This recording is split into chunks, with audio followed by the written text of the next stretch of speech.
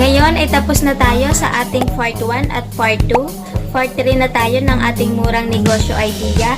Ito ay ang Mickey Gisado, kaya tara na, umpisahan na natin.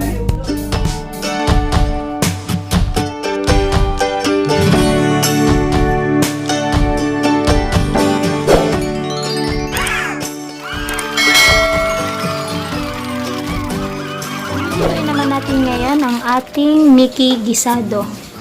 So, ito na ang ating mga kailangan. Ang ating panggisa, mantika, at ang ating bawang sibuyas, ang ating chicken balls, kikiam, ang ating karne na inadobo, tsaka ang ating toyo na ang taka lang ay 5 ml lang na toyo, at ang ating pampabango, at ang ating gulay na beans, carrots, at saka ang ating repolyo.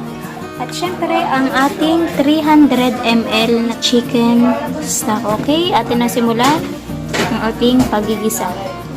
Okay, ang ating mga kailangan, 300 gram na Mickey.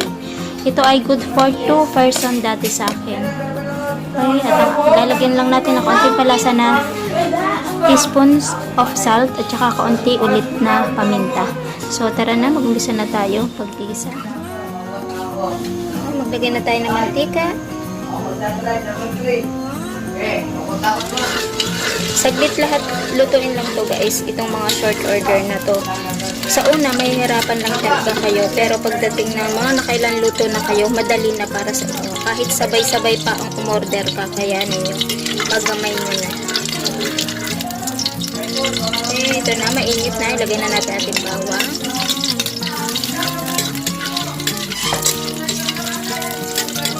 Ating sibuyas. Basta matuto lang po kayo na sinupin ang ating mga panlahok. Sinasigurado ko po sa inyo na hindi po kayo mahilugin. Basta sisinupin lang po lahat. Ultimo po sa bawang, sa sibuyas. Ultimo po sa panlapot na ginagamit mo. Siyempre, may matitira doon. Hindi naman lagi saktuhan yung inyong titimplahin. May matitira doon. Ilagay nyo lang po sa ref. Para sa susunod po may order, yun na lang po ulit gagamitin nyo. Huwag nyo po itatapon. Ilagay natin ating chicken balls at kikiam.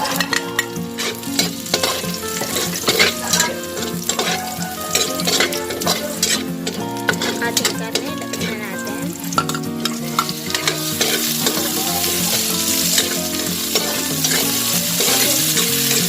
Ito, mas madali din ito lutuin para din lahong mabilis lang at saka kanto ng madadali. Medyo matagal lang po kung sabihin.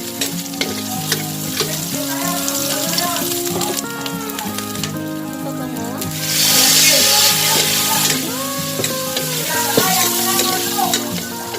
Ang ating 5 ml na toyo.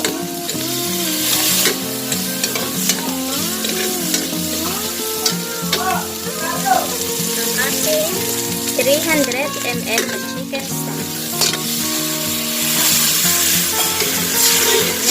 Pagkulak lang po nito, sabay na nating lagay ang Mickey, ang gulay, at okay na po iyon. Ang ating teaspoon of salt, na may paminta din po yan, konti lang. Takluban muna natin para mabilis siyang bumulang. Ang kailangan lang naman natin guys sa ating gulay, tigka-konti lang naman sa ating short order. Katulad halimbawa, 2 beans. Depende na po sa inyo yon kung paano nyo mapaparami yung gayat. At ang repolyo po, ang pagkakagayat ay hindi po basta kayo tatapyas lamang kung magagayat kayo ng pakwan.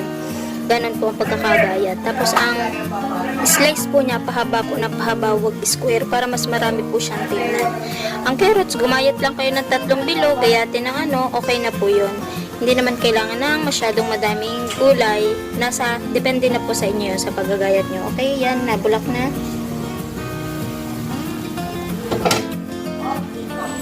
Ilagay na natin ang ating 300 gram na Mickey. Good for 2 to 3 person to.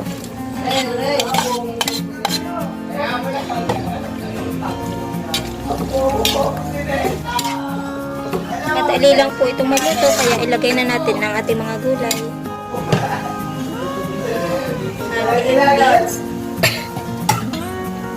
ating carrots, at ang ating repolyo. Lalagyan niyo din po yan ng pechay bagyo. Isang tangkay lang po ng pechay bagyo. Madami na pong tingnan ang gulay niyo. Hindi na siya mukhang tinipid sa gulay. 2 to 3 perso na to. Ito, depende na po sa inyo kung magkano ang presyohan ito. Ito po sa 80 pesos ang order po sa akin. Lahat po yun. Ito, pwede naman po siyang mapamahal nyo pa. Depende na po sa ilalahok nyo. Mas madaming klase na tigkakaunti, mapapamahal nyo na mukhang mahal na po yung inyong short order. Ayan. Ako po ganito, naglalagay po ako ng kaunting palapot lang. Kaunting-kaunti lang.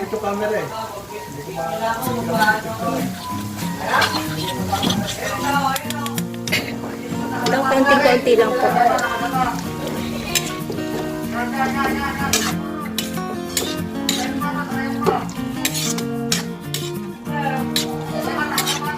Madali lang po yan. Pagka umano lang po, ito ay okay na. Ang pagbabalot po nito ay ganun din po katulad ng ating sabihon, ng ating sa kanton. Ganun din po ang ayos. Dahil sa ito po ay kakainin na, kaya iaayos ko na siya sa pinggan.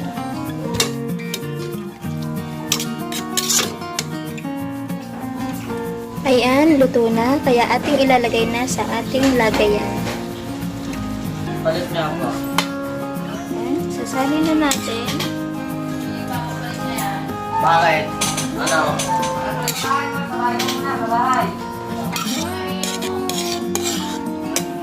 300 grams sa pero marami.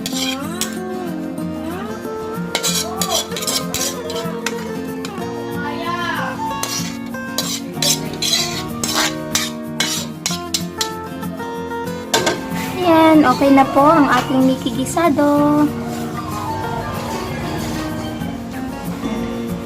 Kung take out naman po siya, ilalagay lang naman, babalutin po natin siya sa supot. Pero ito ay kakainin na, kaya ito na po siya ang ating finished product. Ang ating Mickey gisado.